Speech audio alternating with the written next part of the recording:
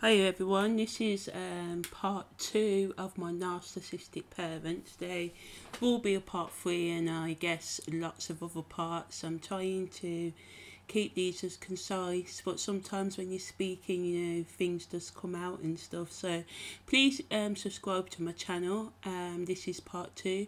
Part 3 will be out on Thursday. I don't think I'll be talking about narcissistic parents then, it'd be something else, but please subscribe and expect talks on everything to do with NPD, CPTSD and narcissistic parents and codependency and recovery on Tuesday, Thursday and Sundays at 9 p.m.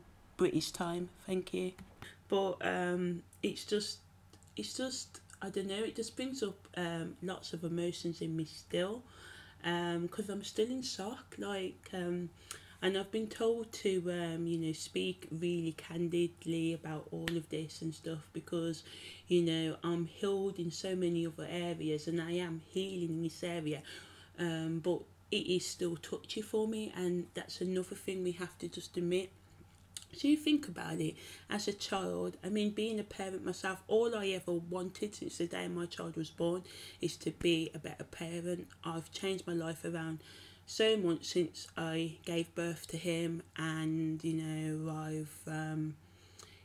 I've always wanted him to respect me and have a parent to look up to. So I really don't get why a parent would just want to destroy their own child just to make themselves, feel good, even though it's, it was done to me, sort of thing. So it is hard for me to still, I accept it though, because before I never used to accept the darkness. We don't want to. That's another thing, because accepting the darkness is accepting basically what happened in our childhood. So that can be another hard thing to, when you're battling with CPTSD and codependency, another hard thing to get your head around.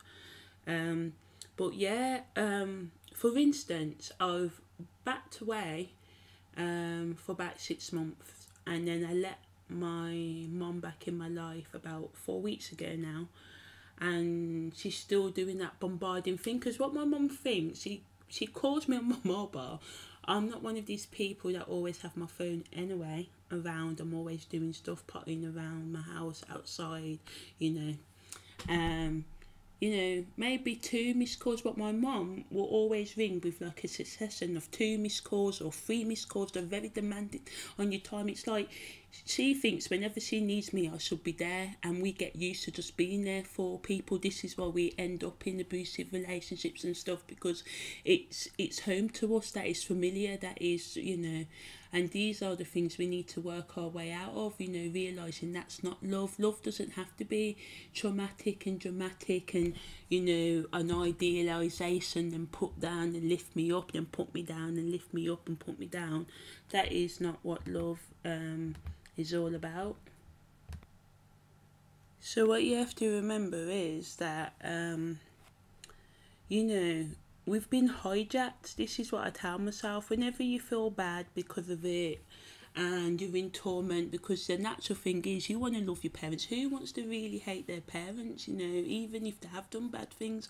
Hate only, revenge, they say, dig 2 graves when you go for revenge, because you bury yourself with that. The only way I found it through is just to take things step by step and do everything that you need to heal and to try and understand them. But in doing that, you have to understand that I don't think you completely understand why parents turn narcissistic. I am going to do a video specifically on the reasons, why some children turn into narcissists and some go down the CPTSD codependency route.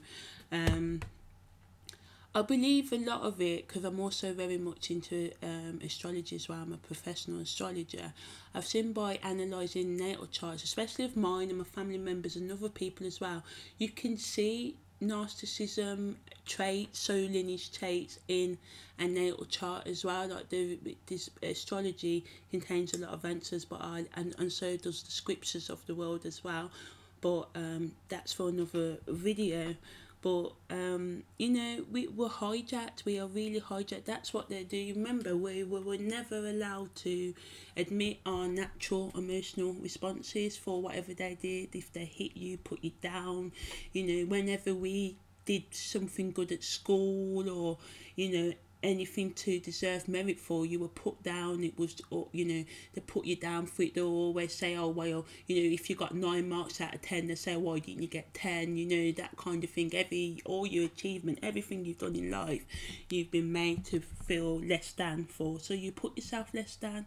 I treated myself like a second class citizen for the majority of my life. Like, even things I actually earn, I would give away. And there's nothing the matter with being generous, but it was like I never believed that I deserved what I even earned and worked for and put my own, you know, labour into. Do you know what I mean? So this is how much it really messes with you.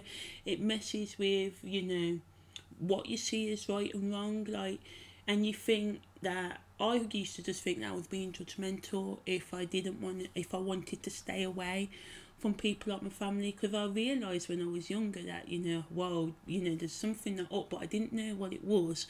But now, as I come to realise, there's just a lot of narcissists around me when I was younger, you know, and that was it. And like I said, we've all got traits. No one's perfect. We've all got a shadow side. But, you know, to repeatedly just go through life, and one of my mum's favourite saying was, there's nothing worse than a liar and a thief. And she used to always drum that into us, to always drum these family traditions into you, these things, respect your mother and your father. If they're very religious, they always quote those Bible scriptures that, you know, tell you to honour thy mother and father and don't question.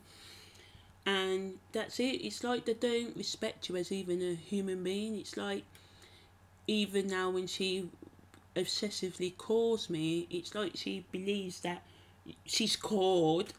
It's almost kind of godlike. And I mention these things to her because the past 4 weeks she's been back in my life, after me cutting her out for about 6 months.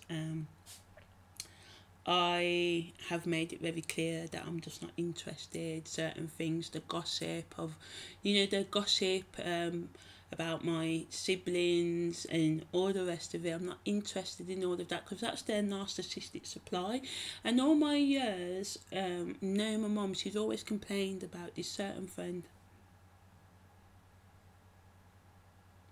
So yeah, they need their narcissistic supply to survive, really, and the only way they get it is by putting people down and getting attention, getting compliments. And obviously they program their children to do that. So, you know, when they're ringing you up and you're not giving them their supply, and you know, I laugh because you have to smile. You know, you have to smile and see that it's not your fault. That is key number one. It's not your fault that your parents were narcissistic, and some people, you know, exes and all of that, and we are, you know, we were our narcissist bait. Basically, that's what we've been brought up to be, narcissistic bait.